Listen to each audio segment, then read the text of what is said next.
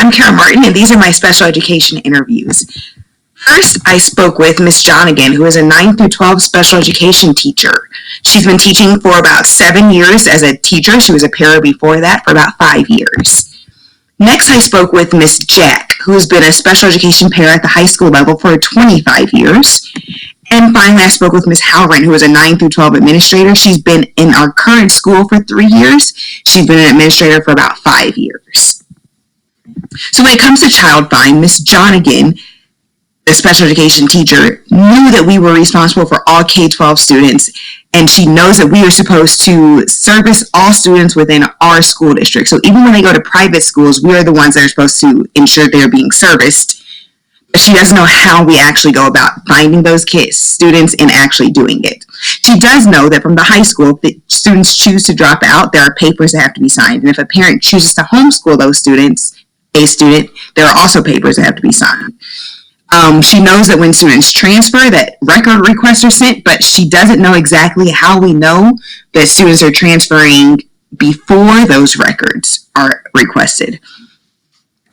Next, Ms. Jack really was unsure about many things when it came to child find. She just knew that there's a high mobility rate, and she said this has got to be complicated since we have such a high mobility rate, and she knows about home visits. We do home visits for every student enrolled in our district, and she knows that there are things called multifamily affidavits that students can and families can fill out, but she has no clue about the child find policy, even when I explain more detail to her. Ms. Halloran also was a little hairy on the child find procedures. She knows that there's a process coordinator for that. She knows the school is also responsible for all students in their boundaries, and she also could speak in depth about the dropout paperwork, the homeschooling paperwork, and transfer policies.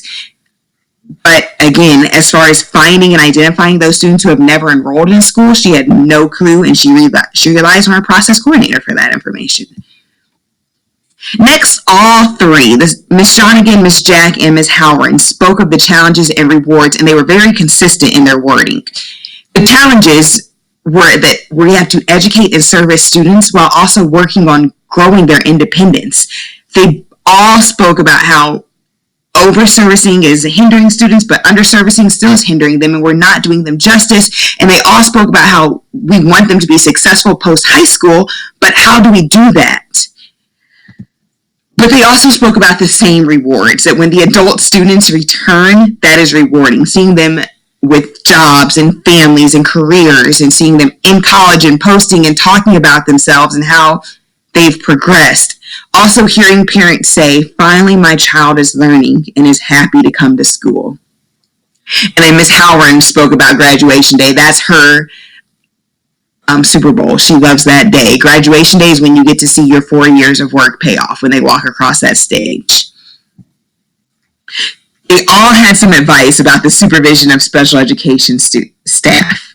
Ms. Jonigan spoke about all special education teachers need to be held to the same standard. She went on to tell me about how her caseload is unequal this year, her teaching responsibilities are unequal this year, and she feels like all SPED staff should be held to the same standard. Just because some teachers are better at things than others doesn't mean that everybody should be held to the same standards.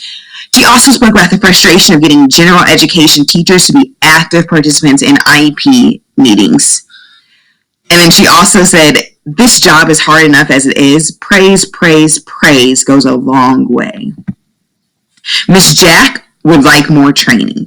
She also would like evaluations with feedback. Because she's not considered certified staff, her evaluations tend to just say, yes, you can come back next year. And she would like more specific. This is where I could grow. This is where you're doing a great job at. And then she's like, I don't get training in best practices. I'm in the classrooms teaching and helping out. I need training in best practices too, because education is constantly evolving. Ms. Halloran also spoke of training, and she also spoke about how written expectations need to occur so that staff can be held to that same firm, fair, but consistent expectations. When it comes to working with parents, Ms. Jonigan and Ms. Halloran spoke most about this. So let's look at Ms. Jonigan. She's like, we've got to build these relationships with parents first. It's a team. I'm on the parents' team. I'm on the students' team. We're all in this together, fighting for a quality education. Ms. Jonigan also spoke of keeping IEP meetings from turning negative. It's easy for them to go negative, especially when there's a lot of members present and a student may not be doing so hot in a lot of the classes.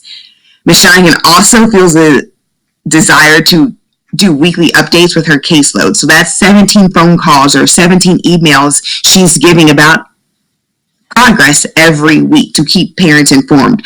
But she says she wouldn't stop because her parents love it. Ms. Howren also spoke about being a team. Parents, administrators, teachers, we're all a team. And she also spoke about having that love for our parents and our families and their kids. They send us the best things they have in life, and we've got to love them and help them fill the needs and the voids that they have. And as long as we're setting high expectations for their kids, parents are usually pretty decent to work with. Working with regular education teachers comes with some challenges, and Ms. Jonigan and Ms. Jack had a lot to say about that. They say that we need to intentionally build relationships. We also need to help the regular education teachers understand how this disability impacts their classroom. Ms. Jonigan went on into detail how a reading disability actually impacts every single classroom in the building, but teachers don't understand that. So we need to set aside some time for special education teachers and regular education teachers to chat and to communicate with each other about this disability and how it impacts the classroom.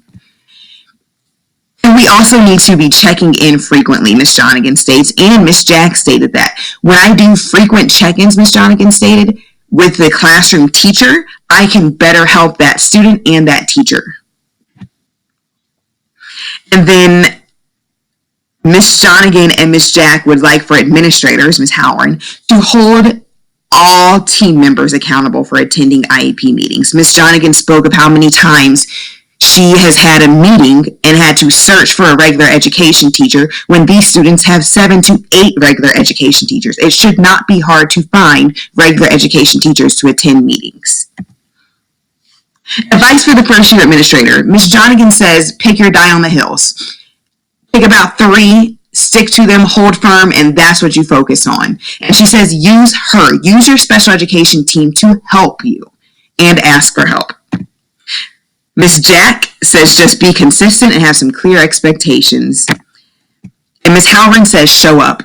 Show up to all the meetings, be present, make sure you're listening and knowing what's going on. She says use a calendar. And then she says rely on your team. Special education and administrators work hand in hand, but the special education teacher and the para had the most to say about this topic. And they basically went back to that, let us help you. We're a team. We want to help you as an administrator stay out of lawsuits and to help educate these students to the best of our ability.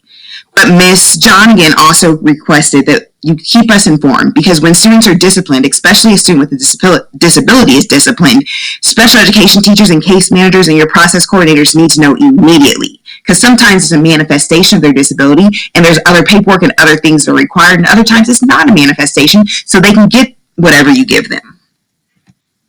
And then characteristics in regards to special education students. An administrator needs to be a communicator, and they need to be firm, fair, and consistent. That's for Ms. Jonigan, the teacher. They also need to be patient and a listener from their para. And from an administrator to an administrator, be organized. And that's my presentation. Thanks.